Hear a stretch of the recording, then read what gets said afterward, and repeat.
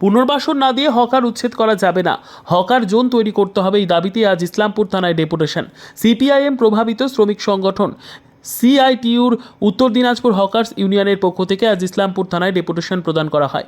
3 দফা দাবির ভিত্তিতে এই ডেপুটেশন প্রদান করা হয়। পুনর্বাসন না করে হকার উচ্ছেদ করা যাবে না সহ হকার জোন তৈরি করতে হবে সহ একাধিক দাবিতে আজ ইসলামপুর থানায় ডেপুটেশন প্রদান করা হয়। সিআইটিইউ উত্তর দিনাজপুর জেলা সম্পাদক স্বপন গুহ নিয়োগী বলেন, কেউ অনেক দিন বছর ধরে দোকানদারি করছেন, তাকে উচ্ছেদ করাটা অসম্ভব, তাই পুনর্বাসন না দিয়ে উচ্ছেদ করা যাবে না, আলোচনা করে সুষ্ঠু সমাধানে আসতে হবে।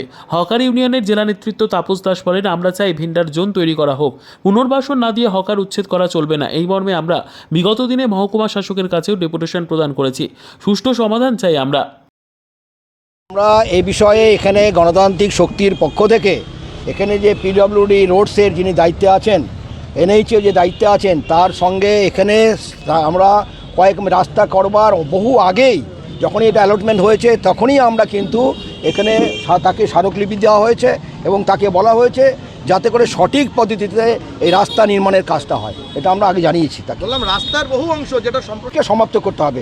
খুবই অব্যবস্থার মধ্যে কাজ হয়েছে। আমি দেখেছি যে আমাদের যেখানে একটা কার্যালয় আছে সেইখানে এখনও পর্যন্ত সে একটা কেবলের একটা বিরাট পাথর মানে করা সিমেন্টের ঢালাই করা পড়ে আছে এবং সেখানে চলাচল দিতে অসুবিধা হয়, সেটা সরানো হয়। অনেকবার বলেছি এবং ব্যক্তিগতভাবে যারা এখানে কাজ করছিলেন সেগুলো আমরা বলেছি যে আপনার যে পদ্ধতিতে কাজ করছেন এই পদ্ধতিটা ঠিক না, অন্তত একটু ঠিকভাবে আপনার কাজটা করুন। কোথাও শুরু করে দিচ্ছেন, কোথাও এটা বারবার বলেছি আমরা কর্তৃপক্ষ যারা ঠিক এখানে ঠিকাদার কর্তৃপক্ষ বলছি যে হকার্সরা তারা হচ্ছে রাস্তা জ্যাম করে দিয়ে তারা ব্যবসা করবে না, তারা হচ্ছে দূরত্ব রেখে মানুষ যাতে চলাচল করতে পারে তাকে সব রকম সহযোগিতা করেই তারা কিন্তু জীবিকা নির্বাহ করছে।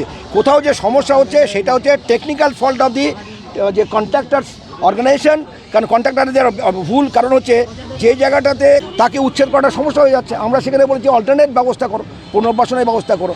এটা আমরা বিগত কয়েক মাস ধরেই লক্ষ্য করছিলাম যে সারা রাজ্যব্যাপী হকার উচ্ছেদ চলছে নির্বিচারে এবং সরকারের নীতিটাই হচ্ছে যে গরিব মানুষের বুকের উপর পা রেখে উন্নয়নের রাস্তাকে বাঁচবেন, কিন্তু আমরাও বলছি যে না, এমনটা হতে পারে না। আমরা গরিব মানুষের প্রতিনিধিত্ব করছি, আমরাও খুব স্পষ্ট বলছি যে যদি আমাদের গরিব মানুষের পেটে লাথি পড়ে তার চাইতে বরঞ্চ আমরা বুকে গুলি খেতে রাজি আছি। ইসলামপুরের ক্ষেত্রেও আমরা কিছুদিন আগে দেখেছিলাম যে হকার উচ্ছেদ একটা অভিযান চলছে।